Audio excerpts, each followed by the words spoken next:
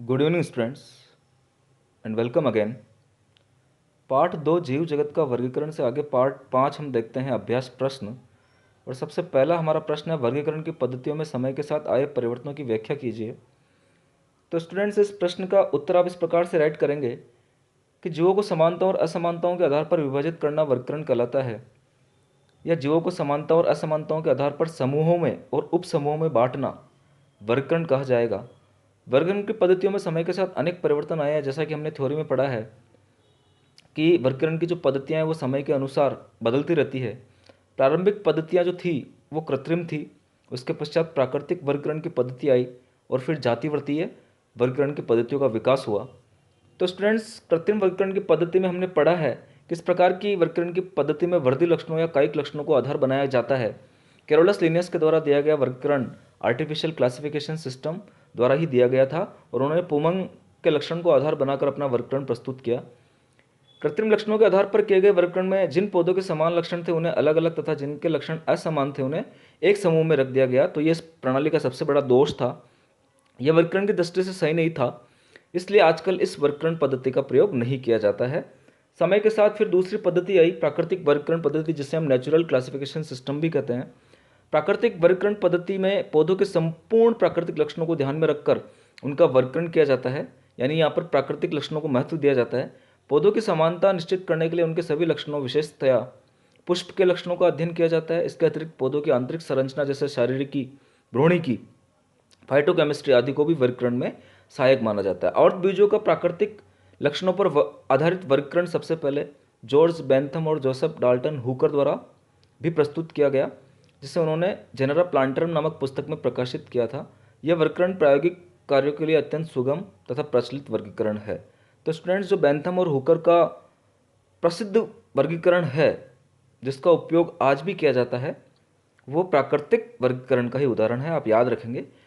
Number 3 हम देखते हैं जातिवृत्तीय वर्गीकरण पद्धति या फाइलोजेनेटिक क्लासिफिकेशन सिस्टम। इस प्रकार के वर्गीकरण में पौधों को उनके विकास और आनुवंशिक लक्षणों को ध्यान में रखकर वर्गीकृत किया गया है। विभिन्न कुलों एवं वर्गों को इस प्रकार व्यवस्थित किया गया है जिससे उनके वंशानुक्रम का ज्ञान हो सके। इस प्रकार के वर्गीकरण में यह माना जाता है कि एक प्रकार के टेक्सा का विकास एक ही पूर्वजों से, एंसेस्टर से हुआ है। वर्तमान में हम अन्य स्रोतों से प्राप्त सूचना को भी वर्गीकरण की समस्याओं को सुलझाने में प्रयुक्त करते हैं, जैसे कंप्यूटर द्वारा अंक और कोड का प्रयोग करना, क्रोमोसोम्स का आधार लेना, रासायनिक अवयवों को भी पादप वर्गीकरण में सम्मिलित किया गया है। तो इस प्रकार से आप इसका उत्तर राइट करेंगे स्टूडेंट्स कि किस प्रकार से वर्गीकरण की पद्धतियों में परिवर्तन होता गया है। क्वेश्चन नंबर 2 की हम बात करें, निम्नलिखित के बारे में आर्थिक दृष्टि से दो महत्वपूर्ण उपयोगों को लिखें। सबसे पहला हमारा पास परपोसी बैक्टीरिया या परपोसी जीवाणु, और दूसरा हमारे पास आद्य बैक्टीरिया।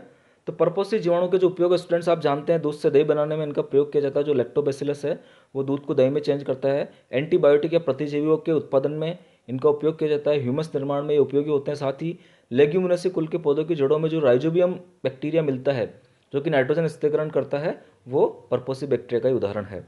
आद्य बैक्टीरिया का उपयोग हम गोबर गैस के निर्माण में, मीथेन गैस के निर्माण में, जो कि गोबर गैस का प्रमुख अवयव है, वाहित मल उपचार में और खानों में करते हैं। डाइटम की कोशिका भित्ति के लक्षण, यदि हम बात करें क्वेश्चन नंबर 3 की कि डाइटम की कोशिका भित्ति के क्या लक्षण हो जाएंगे, तो डाइटम की कोशिका भित्ति में सिलिका पाई जाती है, जैसा कि आप सभी जानते हैं, हम पढ़ चुके हैं। कोशिका भित्ति दो भागों में विभाजित होती है। ऊपर की भित्ति को हम एपिथिका बोलेंगे, नीचे की भित्ति को हम हाइपोथिका कहेंगे। दोनों साबुनदानी की तरह लगे होते हैं। डाइटम की कोशिका भित्तियां एकत्र होकर डाइटोमेसियस अर्थ का निर्माण करती है। डाइटम की कोशिका भित्ति का उपयोग पेट्रोलियम के उत्पादन में, सौंदर्य सामग्री बनाने में, जूतों की पॉलिश बनाने में, शैम्पू बनाने में किया जाता है। साथ ही इनकी कोशिका भित्ति से बुलेट प्रूफ कांच भी बनाए जाते हैं। क्वेश्चन नंबर 4 की हम बात करते हैं, शैवाल पुष्पन या लाल तरंगे क्या दर्शाती है। तो शैवालों की प्रदूषित जल में अत्यधिक मात्रा में वृद्धि होना शैवाल पुष्पन या एल्गल ब्लूम कहलाता है। यह मुख्य रूप से नीली हरी शैवाल या साइनोबैक्टीरिया के द्वारा होती है।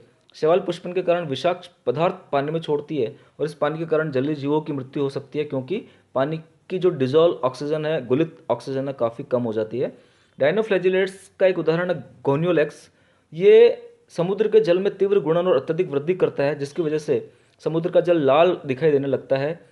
इसे हम लाल तरंगे या रेड टाइड के नाम से जानते हैं। प्रश्न 5 हमारे पास, वायरस से वायरोइड कैसे भिन्न होते हैं। तो स्टूडेंट्स आप यहाँ पर अंतर बताएंगे वायरस और वायरोइड में। जैसा कि हमने देखा है, वायरस में आनुवंशिक पदार्थ डीएनए या आरएनए पाया जाता है, जबकि वायरोइड में आनुवंशिक पदार्थ जो होता है केवल आरएनए ही मिलेगा। वायरस में प्रोटीन आवरण पाया जाता है, कैप्सिड पाया जाता है, जबकि वायरॉइड में प्रोटीन आवरण कैप्सिड नहीं पाया जाता है। वायरस का आकार बड़ा होता है जबकि वायरॉइड का आकार जो होता है वो छोटा होता है। क्वेश्चन नंबर 6 है हमारे पास, प्रोटोजोआ के 4 प्रमुख समूहों का संक्षिप्त में वर्णन कीजिए। तो स्टूडेंट्स, प्रोटोजोआ जो है प्रोटिस्टा के अंतर्गत आता है और एक कोशिकीय यूकेरियोटिक सदस्यों का इसमें सम्मिलित किया जाता है। एक कोशिकीय यूकेरियोटिक सदस्य इसमें आते हैं। सूक्ष्मदर्शी होते हैं, परपोषी होते हैं, सरलतम जंतु है, ये एक कोशिकीय होते हैं। कोशिका में समस्त जैविक क्रियाएं संपन्न होती है, ये परपोषी होते हैं। कुछ प्रोटोजोआ परजीवी भी होते हैं। इन्हें 4 प्रमुख समूह में बांटा गया है। सबसे पहला समूह आप देखेंगे अमीबीय प्रोटोजोआ या अमीबिक प्रोटोजोआ। ये स्वच्छ जलीय समुद्री होते हैं।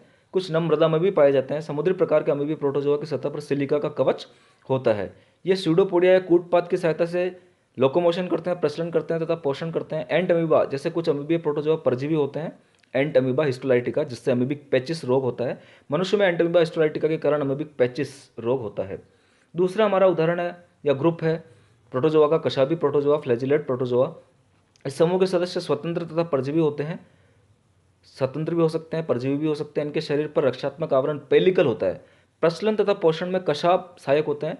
ट्रिपेनोसोमा परजीवी से एक रोग होता है जिसे निद्रा रोग कहते हैं, और लीश मारने से कालाजार रोग होता है। तो दोनों एग्जाम्पल बहुत ही इंपॉर्टेंट है स्टूडेंट्स, आप याद रखेंगे। ट्रिपेनोसोमा गैम्बियंस से निद्रा रोग होता है और लीश मारने डोनोवानी से कालाजार रोग होता है। आगे आप देखिए पक्षमावी प्रोटोजोआ की हम बात करते हैं, सीलिएट प्रोटोजोआ जिसे हम कहेंगे। इस समूह के सदस्य जलीय होते हैं और इनमें अत्यधिक पक्षमाप पाए जाते हैं, सीलिया पाए जाते हैं। कशाप को हम फ्लैजिला बोलते हैं, पक्षमाप को हम सीलिया कहेंगे। शरीर पर दृढ़ पेलिकल पाया जाता है। इनमें स्थायी कोशिका मुख साइटोस्टोम व कोशिका गुद साइटोपाइग पाई जाती है। याद रखेंगे आप दोनों ही, कोशिका मुख और कोशिका गुद इसमें पाया जाता है। पक्षमावों में लयबद्ध गति के कारण भोजन कोशिका मुख में पहुंचता है, और इसका सबसे अच्छा उदाहरण है पैरामीशियम, जो कि चप्पल की संरचना जैसा हमें दिखाई देता है, इसलिए इसे स्लीपर एनिमल क्यूल भी बोलते हैं, स्लीपर जंतुक भी बोला जाता है। अगर आपने इसका डायग्राम देखा है तो इसके पूरे शरीर पर छोटे छोटे हेयर लाइक संरचनाएं मिलती है, जिन्हें हम सीलिया कहेंगे, पक्षमाप कहेंगे। आगे आप स्पोरोजोआ देखिए। स्पोरोजोन्सी अंतःपरजीवी होते हैं, बहुत ही इंपॉर्टेंट, आप याद रखेंगे अंतःपरजीवी है। इनमें प्रचलन अंग का अभाव होता है क्योंकि अंतःपरजीवी है। कोशिका पर पेलिकल का आवरण पाया जाता है। इनके जीवन चक्र में संक्रमण करने योग्य बीजाणुओं का निर्माण होता है। मलेरिया परजीवी प्लाज्मोडियम के कारण कुछ दशक पूर्व मलेरिया रोग से मानव आबादी पर बहुत कुप्रभाव पड़ा था। तो मलेरिया का जो परजीवी है वो प्लाज्मोडियम है स्टूडेंट्स, आप याद रखेंगे। क्वेश्चन नंबर 7 है हमारे पास, पादप स्वपोषी है। क्या आप ऐसे कुछ पादपों को बता सकते हो जो आंशिक रूप से परपोषित होते हैं?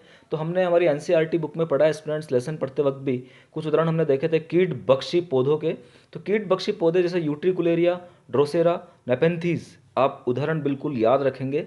यूट्रिकुलेरिया है, ड्रोसेरा है, नेपेंथीज है, आदि आंशिक परपोषी होते हैं। ये पौधे हरे तथा स्वपोषी हैं, परंतु नाइट्रोजन के लिए कीटों को खाते हैं, कीटों पर निर्भर रहते हैं, कीटों को अपना शिकार बनाते हैं। तो इनकी जो विशेषताएं हैं स्टूडेंट्स आप अच्छे से याद रखेंगे, इन्हें कीट बख्शी पौधे हम कहेंगे। आगे हम शैवलांश और कवकांश शब्दों से आप क्या समझते हैं, क्या पता लगाते हैं, उनकी बात करते हैं। फाइकोबायोन्ट और माइकोबायोन्ट। लाइकेन हमने पढ़ा है स्टूडेंट, जिसमें शैवाल और कवक सहजीवी के रूप में रहते हैं। इसमें शैवाल वाले भाग को हम शैवलांश कहेंगे या फाइकोबायोन्ट बोलेंगे, और कवक वाले भाग को हम कवकाश कहेंगे, कवकांश कहेंगे या माइकोबायोन्ट कहेंगे। शैवलांश भोजन निर्माण करता है जबकि कवकांश सुरक्षा एवं जनन में सहायता करता है। तो दोनों के जो उपयोग है स्टूडेंट्स, किस प्रकार से सहजीवन बिता रहे हैं, उसका भी आप यहाँ पे याद रखेंगे स्टूडेंट्स, बहुत ही इंपॉर्टेंट है। यहाँ पर आप देखिए आगे हमारा क्वेश्चन है, ये टेबल स्टूडेंट्स नीचे आनी चाहिए थी, जो ऊपर आ गई है। इस वाली टेबल को अगले वाले प्रश्न में आप जोड़ेंगे। प्रश्न नंबर 9 में ये टेबल आएगी। कवक जगत के वर्गों का तुलनात्मक विवरण निम्नलिखित बिंदुओं के अंतर्गत कीजिए, पोषण की विधि और जनन विधि। तो स्टूडेंट्स ये वाली टेबल आपको बनानी है। कवक वर्ग में हम देखते हैं मुख्य रूप से 4 वर्ग हमने देखे हैं, फाइकोमाइसिटीज, एस्कोमाइसिटीज, बेसिडियोमाइसिटीज और ड्यूटोमाइसिटीज। तो आप यहाँ पर ये टेबल बनाएंगे सबसे पहले पोषण के आधार पर। तो फाइकोमाइसिटीज में जो पोषण होता है परजीवी व अवैकल्पी परजीवी होते हैं। उदाहरण बहुत इंपॉर्टेंट है, एल्बिगो, पीथियम, फाइटोप्थोरा, स्क्लेरोस्पोरा इत्यादि। एस्कोमाइसिटीज वापस इसमें परजीवी होते हैं ये, जैसे पेनिसिलियम, मोर्चेला। मृतोपजीवी भी होते हैं जैसे एस्परजिलस इत्यादि। बेसिडियोमाइसिटीज में मुख्यतः परजीवी व आंशिक विकल्पी परजीवी आते हैं। पक्सिनिया, अस्टिलागो और एगरिस्कस इसमें उदाहरण के रूप में आप लिखेंगे। और ड्यूटरोमाइसिटीज में परजीवी पोषण पाया जाता है, अल्टरनेरिया, कोलिटोट्राइकम व मृतोपजीवी भी पोषण पाया जाता है जो फ्यूजेरम में दिखाई देता है। तो स्टूडेंट्स किस प्रकार का पोषण किन किन सदस्यों में मिल रहा है आप याद रखेंगे, और उदाहरण भी बहुत ही इंपॉर्टेंट है। आगे हम जनन की बात करें तो इन सभी में कायिक जनन देखा जा सकता है। अलैंगिक जनन की बात करें तो फाइकोमाइसिटीज के सदस्यों में अलैंगिक जनन चल बीजाणु द्वारा होता है, जबकि आगे एस्कोमाइसिटीज के सदस्यों में यह एस्को बीजाणु के द्वारा होगा, बेसिडियो में ये पिक्निडियो बीजाणु के द्वारा होगा, और ड्यूटेरोमाइसिटीज में कोनिडिया द्वारा होता है। लैंगिक जनन की हम बात करते हैं तो जो लैंगिक जनन है उसमें आप देखिए स्टूडेंट, जो फाइकोमाइसिटीज के सदस्य हैं उनमें असमयुग्मिक प्रकार का होता है, असमयुग्मिकी प्रकार का होगा। और यहाँ पर हम देखें एस्कोमाइसिटीज में तो एस्कोकार्प द्वारा होता है, और आगे हम बेसिडियोमाइसिटीज की बात करें तो कायिक युग्मन पाया जाता है, और यहाँ पे अनुपस्थित होता है ड्यूटेरोमाइसिटीज में। तो ये ड्यूटेरोमाइसिटीज बहुत इंपॉर्टेंट है, लैंगिक जनन इसमें नहीं पाया जाता है। आप बुक के अंदर जो थ्योरी है उससे भी अपनी टेबल को बना सकते हैं अच्छे ढंग से, पोषण और जनन के आधार पर किस प्रकार से हम कवकों का वर्गीकरण कर सकते हैं। क्वेश्चन नंबर 10 की आगे हम बात करते हैं यूग्लिनोइड के विशिष्ट चारित्रिक लक्षण कौन कौन से हैं। यूग्लिना जो इसका एग्जाम्पल है, तो यूग्लिनोइड के चारित्रिक लक्षण आप देखिए अधिकांश स्वच्छ स्थिर जल स्टेगनेंट फ्रेश वाटर में ही पाए जाते हैं। इनमें कोशिका भित्ति का अभाव होता है। कोशिका भित्ति के स्थान पर रक्षात्मक प्रोटीन युक्त लचीला आवरण पेलिकल पाया जाता है। तो याद रखेंगे पेलिकल प्रोटीन युक्त होता है और कोशिका भित्ति से नहीं माना जाता है। इनमें दो कसाव होते हैं, एक छोटा दूसरा बड़ा, बहुत ही इंपॉर्टेंट पॉइंट है। इनमें क्लोरोप्लास्ट भी पाया जाता है। सूर्य के प्रकाश की उपस्थिति में ये प्रकाश संश्लेषण क्रिया द्वारा भोजन निर्माण कर लेते हैं और प्रकाश के अभाव में जंतुओं की भांति सूक्ष्म जीवों का भक्षण करते हैं, अर्थात परपोषी की तरह व्यवहार करते हैं। इसलिए यूग्लिनोइड में यूग्लिना को हम पादप और जंतु के बीच की योजक कड़ी भी कहेंगे। आप याद रखेंगे स्टूडेंट्स। प्रश्न संख्या 11 हमारे पास, संरचना तथा आनुवंशिक पदार्थ की प्रकृति के संदर्भ में वायरस का संक्षिप्त विवरण दीजिए। वायरस से होने वाले 4 रोगों के नाम भी लिखिए। तो स्टूडेंट्स वायरस को भी हमने डिटेल में पढ़ा है। वायरस 2 प्रकार के पदार्थों के बने होते हैं, प्रोटीन और न्यूक्लिक एसिड। प्रोटीन का खोल जिसे हम सेल कहेंगे, जो न्यूक्लिक एसिड के चारों ओर रहता है उसे हम कैप्सिड बोलेंगे। प्रत्येक कैप्सिड छोटी छोटी इकाइयों से मिलकर बना जिन्हें हम कैप्सोमियर कहते हैं। ये कैप्सोमियर्स न्यूक्लिक एसिड कोर के चारों ओर एक जियोमेट्रिकल फैशन में होते हैं। जैसा कि आपने एनसीईआरटी में डायग्राम भी देखा होगा कि किस प्रकार से ये कैप्सोमियर्स न्यूक्लिक एसिड के चारों तरफ एक जियोमेट्रिकली संरचना बनाते हैं। न्यूक्लिक एसिड या तो आरएनए या डीएनए के रूप में होता है। पौधों तथा कुछ जंतुओं के वायरस का न्यूक्लिक एसिड आरएनए होता है, जबकि अन्य जंतु वायरसों में डीएनए के रूप में पाया जाता है। वायरस का संक्रमण करने वाले भाग आनुवंशिक पदार्थ हैं। वायरस आनुवंशिक पदार्थ निम्न प्रकार का हो सकता है। द्विरज्जुकी डीएनए भी वायरस में मिल सकता है। उसके उदाहरण आप याद रखेंगे, जैसे कि आप देखिए स्टूडेंट्स, टी बैक्टीरियोफेज में ये द्विरज्जुकी डीएनए होता है। हर्पीज वायरस में मिलता है, हेपेटाइटिस बी वायरस में भी ये द्विरज्जुकी मिलेगा। एक रज्जुकी डीएनए जो है वो मिलेगा आपका कोलीफेज और 5x174। आप उदाहरण बिल्कुल अच्छे ढंग से याद करेंगे। द्विरज्जुकी आरएनए आपका रियो वायरस और ट्यूमर वायरस में मिलता है। और एक रज्जुकी आरएनए की यदि हम बात करें तो टीएमवी, खुरपका मुंहपका वायरस, पोलियो वायरस, रेट्रोवायरस, इन सभी में एक रज्जुकी आरएनए पाया जाता है। तो उदाहरण बहुत ही महत्वपूर्ण है स्टूडेंट्स। वायरस से होने वाले रोगों में हम एड्स को सम्मिलित कर सकते हैं जो एचआईवी वायरस के द्वारा होता है। सोर्स को हम सम्मिलित कर सकते हैं, सीवियर एक्यूट रेस्पिरेटरी सिंड्रोम, जिससे हमारा श्वसन तंत्र प्रभावित होगा। बर्ड फ्लू, अभी राजस्थान में बर्ड फ्लू आया है, आप इसकी भी जानकारी रखेंगे। एवियन इन्फ्लुएंजा के द्वारा ये बर्ड फ्लू फैला है, मुख्य रूप से झालावाड़ से इसकी सूचना आई थी अभी। डेंगू भी वायरस जनित रोग है। पोटैटो मोजेक वायरस भी वायरस जनित रोग होता है। तो आप ये सारे उदाहरण याद रखेंगे वायरस से कौन कौन से रोग हो रहे हैं। अपनी कक्षा में इस शीर्षक, अभी कोरोना वायरस भी चल रहा है स्टूडेंट्स, आप कोरोना वायरस भी यहाँ पे जोड़ सकते हैं। अपनी कक्षा में शीर्षक क्या वायरस सजीव अथवा निर्जीव पर चर्चा करें। तो स्टूडेंट्स हमने पढ़ा है कि वायरस को हम सजीव और निर्जीव के बीच की योजक कड़ी बोलते हैं, तो इसके बारे में फिर से थोड़ा पढ़ लेते हैं। इनकी खोज सर्वप्रथम इवानोव्स्की ने 1892 में की थी। ये प्रूफ फिल्टर से भी छन सकते हैं, बैक्टीरिया प्रूफ फिल्टर से भी छन सकते हैं। तो यहाँ पे आप बैक्टीरिया जोड़ लेना स्टूडेंट्स, ये बैक्टीरिया प्रूफ फिल्टर से भी छन सकते हैं क्योंकि बैक्टीरिया से छोटे होते हैं। M.W. बिजरिंक 1898 ने पाया कि संक्रमित पौधे के रस को स्वस्थ पौधों की पत्तियों पर रगड़ा जाए तो स्वस्थ पौधा भी रोगग्रस्त हो जाता है। इसी आधार पर इन्हें तरल विषय संक्रामक जीवित तरल कहा गया। आप याद रखेंगे। कॉन्टेजियम वाइवम फ्लूइडम, एक लाइन भी वहाँ पर दी हुई है, आप याद करेंगे, कॉन्टाजियम वाइवम फ्लूइडम। W.M. स्टेनले ने 1935 ने बताया कि पृष्ठीय अवस्था में भी इसे अलग किया जा सकता है। और डार्लिंगटन ने 1944 में यह खोज की कि वायरस न्यूक्लियोप्रोटीन से बने होते हैं। वायरस को सजीव तथा निर्जीव के बीच की कनेक्टिंग लिंक मानते हैं या योजक कड़ी कहते हैं। वायरस में कौन कौन से सजीव लक्षण होते हैं उनकी हम बात करें, चर्चा करें। वायरस प्रोटीन तथा न्यूक्लिक एसिड से बने होते हैं, डीएनए आरएनए से, डीएनए या आरएनए से, या तो डीएनए मिलेगा या आरएनए मिलेगा। जीवित कोशिका के संपर्क में आने पर ये सक्रिय हो जाते हैं, यानी बाहर ये निर्जीव होते हैं, और जैसे ही जीवित कोशिका के संपर्क में आते हैं ये अपना काम करना चालू कर देते हैं, यानी ये सजीव हो जाते हैं। वायरस का न्यूक्लिक अम्ल पोषक कोशिका में पहुंचकर कोशिका की उपापचयी क्रियाओं पर नियंत्रण स्थापित करके द्विगुणन या सेल्फ रेप्लिकेशन करने लगता है और अपने लिए आवश्यक प्रोटीन का संश्लेषण भी कर लेता है। इसके फलस्वरूप विषाणु की संख्या में वृद्धि अर्थात जनन होता है। वायरस में प्रवर्धन केवल जीवित कोशिकाओं में ही हो सकता है, बाहर इनका प्रवर्धन नहीं होता है, बाहर ये निर्जीव होते हैं।